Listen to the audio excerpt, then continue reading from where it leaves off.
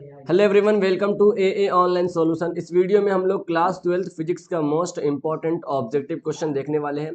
तो वीडियो को शुरू से लेकर एंड तक देखना। हम लोग फिजिक्स का बहुत इंपॉर्टेंट क्वेश्चन देखेंगे जो आपके एग्जाम के लिए आने की संभावना बन सकती है। वीडियो को मिस मत करना, और अगर इसका पीडीएफ लेना चाहते हैं तो इसके लास्ट में मैं बताऊंगा कि इसका क्वेश्चन कहाँ से मिलेगा। तो पहले क्वेश्चन देखते हैं। क्वेश्चन नंबर 1 आपके स्क्रीन पर। क्वेश्चन नंबर 1 कहता है, निर्वात में प्रकाश की चाल कितनी होती है। ओके, निर्वात में प्रकाश की चाल कितनी होती है। इसका राइट आंसर होगा 3 × 10⁸ मीटर प्रति सेकेंड। इसका सी ऑप्शन हमारा राइट आंसर हो जाएगा। इनको आपको याद करना है क्योंकि इसी तरीके से क्वेश्चन एग्जाम में आता है। इसी तरह का क्वेश्चन आएगा, ज्यादा हार्ड नहीं आएगा। कुछ न्यूमेरिकल आता है जो आप नहीं बना पाइएगा, लेकिन अभी तो डबल क्वेश्चन पूछेगा, तो इजी क्वेश्चन को आपको सही करके आना है। ओके, अब देखते हैं क्वेश्चन नंबर 2। क्वेश्चन नंबर 2 कहता है, निकट दृष्टि दोष का निवारण होता है। यानी कि निकट दृष्टि दोष का निवारण किस दर्पण से होता है। अवतल दर्पण, उत्तल दर्पण, अवतल लेंस या द्विफोक्सी लेंस। तो आप लेंस भी हो सकते हैं, है ना। तो देखो यहाँ पर निकट दृष्टि दोष का निवारण जो होता है ये होता है अवतल लेंस से। किससे होता है? अवतल लेंस के। इसका सी ऑप्शन हमारा राइट आंसर होगा। ओके, अगर आपने यहाँ तक वीडियो देखे तो वीडियो अगर पसंद आएगी तो वीडियो को लाइक जरूर कीजिएगा, और साथ ही अपने दोस्तों को शेयर करना जिससे कि उसको भी फायदा हो सके। क्वेश्चन नंबर हमारा 3 है, सीजियम का देहली तरंगदैर्ध्य होता है। बहुत इंपॉर्टेंट है, सीजियम का देहली तरंगदैर्ध्य कितना होता है। तो यहाँ पर हमारा करेक्ट आंसर होगा 656 है। ओके, इनका करेक्ट आंसर होगा हमारा ए ऑप्शन। बिल्कुल इतना ही तरंगदैर्ध्य होता है। अगला देखिए हमारा, इसी के साथ यहाँ पर हमारा 4 नंबर सवाल कहता है। पहले मैं इसको एंटर मार लेता हूँ क्योंकि क्वेश्चन यहाँ पे पूरा क्लियर चारों ऑप्शन देखे। ठीक है, तो देखो क्वेश्चन नंबर 4 हमारा कहता है, थॉमसन विधि द्वारा इलेक्ट्रॉन का ज्ञात किया जाता है। थॉमसन के विधि के द्वारा इलेक्ट्रॉन का ज्ञात किया जाता है, यानी कि संवेग, आवेग, द्रव्यमान या आवेश तथा द्रव्यमान का अनुपात। तो इनका करेक्ट आंसर होगा, इसके द्वारा क्या ज्ञात किया जाता है। तो आवेश तथा द्रव्यमान का अनुपात ज्ञात किया जाता है। ठीक है, आवेश तथा द्रव्यमान का अनुपात ज्ञात किया जाता है। अब एक ऑप्शन पहले ऑन कर लेते डियर। ठीक है, तो हट गया था। ओके, तो अब देखते हैं क्वेश्चन नंबर 5। क्वेश्चन नंबर 5 हमारा कहता है, डिबाई मात्रक है। डिबाई किसका मात्रक? आवेश का, विभव का या विद्युत द्विध्रुव आघूर्ण का, या इनमें से कोई नहीं। डिबाई जो मात्रक है ये है हमारा विद्युत द्विध्रुव आघूर्ण का SI मात्रक है। इनका सी ऑप्शन हमारा करेक्ट आंसर होगा। इसके साथ क्वेश्चन नंबर 6, तरंगदैर्ध्य के बढ़ने से अपवर्तनांक का मान क्या हो जाता है। अगर तरंगदैर्ध्य बढ़ेगा तो अपवर्तनांक का मान क्या होगा? ये घटेगा। तरंगदैर्ध्य बढ़ेगा तो अपवर्तनांक, देखना तरंगदैर्ध्य बढ़ेगा तो अपवर्तनांक घटेगा, यानी इसका बी ऑप्शन हमारा राइट आंसर होगा। यही सब क्वेश्चन आता है एग्जाम में, इससे ज्यादा हार्ड नहीं आएगा। क्वेश्चन नंबर 7 देखते हैं, प्रकाश के अपवर्तन का नियम कौन दिया था। प्रकाश के अपवर्तन के 2 नियम है, ये आपने पढ़ा। इस नियम को देने वाला कौन था? ऑप्शन देखिए, फैराडे, न्यूटन, कूलाम, स्केल। इनका राइट आंसर होगा स्केल, यानी कि प्रकाश के अपवर्तन का नियम देने वाला स्केल। इसका डी ऑप्शन हमारा करेक्ट आंसर होगा। इसके बाद क्वेश्चन नंबर देखते हैं 8, यदि अवतल दर्पण से बने प्रतिबिंब की ऊंचाई a तथा बिंब की ऊंचाई b हो तो आवर्धन क्या होता है। अब देखिए क्या बोल रहा है कि किसी अवतल दर्पण में बने प्रतिबिंब की ऊंचाई बोल रहा है a और इसका बिंब। अब यहाँ पे क्या बोल रहा है? आवर्धन।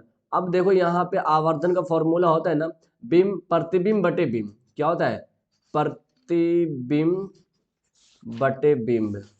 अब यहाँ पे देखो प्रतिबिंब कितना है? प्रतिबिंब हमारा a है और बिंब का मान बिंब की ऊंचाई कितना b है, तो a बटे b, यानी कि हमारे यहाँ पर a ऑप्शन राइट हो जाएगा।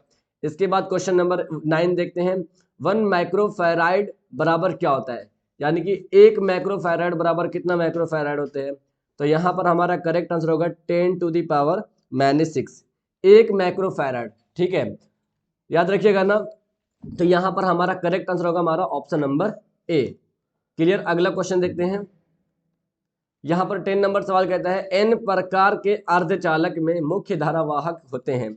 यानी कि अगर n प्रकार के अर्धचालक रहा तो उसमें मुख्य धारावाहक क्या होते हैं? प्रोटॉन, विवर, एक अल्फा कण या इलेक्ट्रॉन। 10 का राइट आंसर होगा इलेक्ट्रॉन। क्या होते हैं? n प्रकार के अर्धचालक के मुख्य धारावाहक इलेक्ट्रॉन होते हैं। इनका डी ऑप्शन करेक्ट आंसर होगा। इसके साथ हम लोग देखते हैं क्वेश्चन नंबर यहाँ पे 11। तो सबसे पहले हम क्या करते हैं, इस क्वेश्चन को नीचे करते हैं। ठीक है, तो क्वेश्चन नंबर 11 देखते हैं पूरा स्क्रीन पर। ये देखिए क्वेश्चन नंबर 11 कहता है, यदि प्रकाश की किरणें सघन माध्यम से विरल माध्यम में प्रवेश करें तो वो क्या कहला यानी कि क्या हो जाता है, या अभिलंब से दूर हट जाता है, या अभिलंब की ओर झुक जाती है, या बिना विचलित हुए धीरे निकल जाती है, ये इनमें से कोई नहीं। तो इस तरह का क्वेश्चन एग्जाम में आता है। तो यहाँ पर ये इसको लगा लो आप थोड़ा मोस्ट इंपॉर्टेंट में वीवीआई में, क्योंकि इस तरह का क्वेश्चन आता है और जो कंफ्यूज करते हैं स्टूडेंट को। ठीक है, तो जब भी प्रकाश की किरणें सघन माध्यम से विरल माध्यम में प्रवेश करेगी तो वो क्या करेगी, अभिलंब की ओर मुड़ जाएगी। जैसे ये क्या है, हमारा सघन माध्यम है और ये विरल माध्यम है। जब भी यहाँ से प्रकाश प्रवेश करेगी तो ये अभिलंब की ओर जो है इससे दूर भागेगा। ठीक है, दूर भागेगा, इसकी अभिलंब की ओर नहीं जाएगा बल्कि वो दूर भागेगा। ठीक है, तो इनका ये ऑप्शन राइट होगा। उसके बाद देखते हैं 12 नंबर सवाल। ट्रांसफार्मर एक युक्ति है जो क्या क्या बदलती है। ट्रांसफार्मर एक युक्ति है जो क्या बदलती है। ऑप्शन देखिए, एसी को डीसी में बदलती है, या डीसी को एसी में बदलती है, या डीसी वोल्टता को बढ़ने के लिए, या एसी वोल्टता की बढ़ाती या घटाती है। मतलब एसी वोल्टता को बढ़ाती है या घटाती है। तो देखो, दरअसल यहाँ पे ट्रांसफार्मर एक युक्ति है जो क्या करता है, एसी वोल्टता जो एसी का जो वोल्टता होता है, जो करंट होता है, उसको बढ़ाता भी है और घटाता भी है। यानी कि इसका डी ऑप्शन हमारा करेक्ट आंसर होगा। याद रखिएगा ट्रांसफार्मर का काम क्या है, इसका युक्ति क्या होता है। अब यहाँ पर देखते हैं क्वेश्चन नंबर 13। जब प्रकाश की किरणें एक अवरोधक के किनारे मुड़ जाती है, जब प्रकाश की किरणें एक अवरोधक के किनारे मुड़ जाती है तो यह क्रिया क्या कहलाती है। तो जब भी एक अवरोधक के किनारे मुड़ जाएगा तो ये विवर्तन कहलाएगा। ठीक है, क्या कहलाएगा, विवर्तन कहलाएगा। अगला क्वेश्चन देखिए, और यहाँ पर 14 नंबर सवाल, फिर हम इसको नीचे कर लेते हैं। ठीक है, ओके। अब देखो 14 नंबर सवाल आपका कहता है, ये एक है। ठीक है, एक समान विद्युतीय क्षेत्र में द्विध्रुव के विक्षेपण में क्रिया किया गया कार्य क्या होता है। एक समान विद्युतीय क्षेत्र में जितना भी द्विध्रुव का विक्षेपण जो कार्य होता है, जो क्रिया किया गया होता है, वो क्या कहलाता है। तो वो कहलाता है W बराबर PE bracket 1 minus cos theta. इसका ए ऑप्शन हमारा करेक्ट आंसर होगा। ठीक है, इलेक्ट्रोफील्ड 1 माइनस कॉस थीटा, इसका ए ऑप्शन राइट होगा। इसके बाद हम लोग 15 नंबर सवाल की ओर बढ़ते हैं। वीडियो को अगर अभी तक लाइक नहीं किए तो वीडियो को लाइक कीजिए, क्योंकि आपका एक लाइक हमारे लिए बहुत मोटिवेट साबित होती है। तो प्लीज वीडियो को लाइक करना। उसके साथ साथ हम बढ़ते हैं क्वेश्चन नंबर 15। क्वेश्चन नंबर 15 कहता है, स्पेक्ट्रम के सबसे निचले भाग पर कौन सा रंग होता है। जो स्पेक्ट्रम होता है, स्पेक्ट्रम प्रिज्म से प्राप्त होता है। अब यहाँ पे स्पेक्ट्रम के सबसे निचले भाग पर कौन सा रंग होता है, तो ये होता है हमारा बैगनी। इसका बी ऑप्शन हमारा करेक्ट आंसर होगा, याद रहेगा। इसके बाद हम लोग 16 नंबर सवाल पढ़ते हैं। प्रकाश किस किस प्रकार का एक तरंग है। प्रकाश जो है ना वो किस प्रकार का है। तो यहाँ पे देखना, प्रकाश किस प्रकार का तरंग है ना।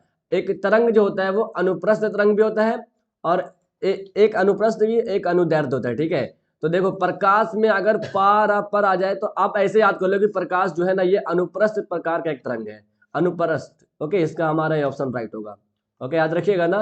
अगर ध्वनि आ जाएगा ना, ध्वनि किस प्रकार का है, तो ये मानिएगा अनुदैर्ध्य, और ये प्रकाश का है। ओके, याद करना है इसको। अब देखिए क्वेश्चन नंबर देखते हैं हम लोग 17 नंबर सवाल कहता है, कांच का अपवर्तनांक कितना होता है। कांच का अपवर्तनांक होता है 1.5। इनका ये ऑप्शन राइट होगा। कांच का अपवर्तनांक 1.5 जो मोस्ट इंपॉर्टेंट है, अपवर्तनांक से एग्जाम में आएगा। ओके, इसके बाद देखते हैं हम लोग जो आगे आते हैं, कभी कभी आपके एग्जाम में हीरा का आएगा। तो हम देखेंगे आज बर्फ का अपवर्तनांक कितना होता है।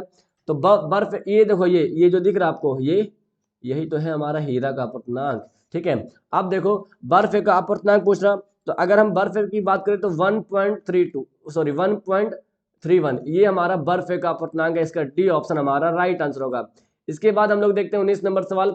ए मीटर की माप सीमा को बढ़ाने के लिए किसका उपयोग होता है। ए मीटर की माप सीमा को बढ़ाने के लिए हम शंट का उपयोग करते हैं, इसी का उपयोग किया जाता है। इसका सी ऑप्शन हमारा राइट आंसर होगा। इसके बाद 20 नंबर सवाल। ए मीटर का स्केल अंकित रहता है। ए मीटर का स्केल अंकित रहता है किसमें, तो ये देखो ऑप्शन एम्पियर, वोल्ट मीटर, ओम में या फैराडे में। तो इनका जो है एम्पियर में रहता है। इनका ए ऑप्शन हमारा राइट आंसर होगा। इसके बाद देखते हैं हम लोग क्वेश्चन नंबर 21। ठीक है, तो इसको पहले नीचे करते हैं। अब देखो क्वेश्चन नंबर 21 हमारा कहता है, एक मिनट और थोड़ा, देखो क्वेश्चन नंबर 21 कहता है हमारा, किसी चालक तार की लंबाई को खींचकर दुगुनी लंबा कर दिया जाता है।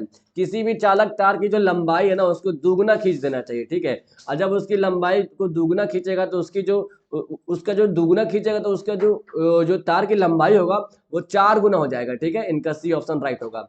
अगला देखिए, लेसर का आविष्कार कब हुआ था। लेसर मोस्ट इंपॉर्टेंट है। लेसर का आविष्कार 1960 ईस्वी में हुआ था। इसका ए ऑप्शन हमारा करेक्ट आंसर हो जाएगा। इसके साथ हम लोग देखते हैं 23 नंबर सवाल, चालकता बैंड अंशतः खाली होते हैं। यानी कि चालकता बैंड जो है ना वो हमेशा या ज्यादातर किसमें खाली होते हैं, किसमें पूरा स्पेस जगह लेकर के खाली होते हैं। तो ये होते हैं हमारा एक मिनट, पहला ऑप्शन देखते हैं। इसमें है आचालक, अर्धचालक, धातुओं में, या इनमें से कोई नहीं। इनका करेक्ट आंसर होगा हमारा ये अर्धचालक में खाली होते हैं, ठीक है। इनका बी ऑप्शन हमारा राइट आंसर हो जाएगी। इनके बाद 24 नंबर सवाल देखिए, नाभिक में कौन से कण उपस्थित होते हैं। तो पहले हम लोग दो ऑप्शन नीचे है, पहले इलेक्ट्रॉन पहला ऑप्शन, दूसरा ऑप्शन प्रोटॉन, और तीसरा ऑप्शन देख लो आप लोग न्यूट्रॉन और बी और सी दोनों। तो देखो पहले हम क्वेश्चन पढ़ते फिर से एक बार और, नाभिक में कौन से कण उपस्थित होते हैं। तो नाभिक में जो है हमारा कौन सा कण उपस्थित होगा, यहाँ पर इसका आंसर होगा बी और सी। यानी कि नाभिक में जो है ना ये प्रोटॉन और न्यूट्रॉन, यानी कि प्रोटॉन और न्यूट्रॉन दोनों नाभिक में होते हैं, ठीक है। नाभिक में दोनों कण होते हैं, यानी कि हमारा B option right, D option right होगा। इसका पीडीएफ आपको नीचे डिस्क्रिप्शन में लिंक मिल जाएगा, नहीं तो इसके नीचे कमेंट बॉक्स में पीडीएफ को पिन कर देंगे, क्वेश्चन जाकर के पढ़ लेना, ठीक है। इसके बाद आगे देखते हैं हम लोग क्वेश्चन नंबर 25, प्रकाश तंतु संचार निम्न में से किस घटना पर आधारित होती है। ये ज्यादातर किस घटना पर आधारित होती है, तो ये पूर्ण आंतरिक परावर्तन पर आधारित होती है। इस क्वेश्चन का ऑप्शन ए हमारा राइट आंसर हो जाएगी। इसके बाद क्वेश्चन नंबर देखते हैं 26 नंबर सवाल कहता है, किसी अनावेशित वस्तु पर एक कूलाम्ब आवेश होने के लिए उसमें से निकले गए इलेक्ट्रॉन की संख्या कितनी होती है। उसमें से जो निकले गए जो इलेक्ट्रॉन की संख्या होती है वो कितनी होती है, तो वो होती है 6 इंटू 25 इंटू 10⁻18, यानी कि 6.25 गुने 10⁻18। इसका हमारा ए ऑप्शन करेक्ट आंसर होगा। इसके बाद हम लोग देखते हैं 27 नंबर सवाल, एक बंद पृष्ठ के अंदर एक विद्युत द्विध्रुव स्थित है। कोई बंद पृष्ठ है, ठीक है, और उसके अंदर एक विद्युत द्विध्रुव स्थित है, यानी कि उसके अंदर ठहरा हुआ है, उसके अंदर है, उपस्थित है। तो बंद पृष्ठ के निर्गत कुल विद्युत फ्लक्स क्या होगा। विद्युत फ्लक्स हो जाएगा 0। इनका डी ऑप्शन हमारा करेक्ट आंसर होगा। जब बंद रहेगा, बंद में रहेगा, तो उसका फ्लक्स जो होगा ना वो 0 हो जाएगा। अब 29 नंबर सवाल देखते हैं, निम्नलिखित में से कौन आवेशित रहित कण है। निम्नलिखित में से कौन आवेशित रहित कण है, तो इनका करेक्ट आंसर होगा हमारा फोटोन, यानी कि डी ऑप्शन हमारा राइट आंसर होगा। तो ये 28 नंबर सवाल था। तो यहाँ तक हमने आज की इस वीडियो में 28 नंबर सवाल तक रखेंगे।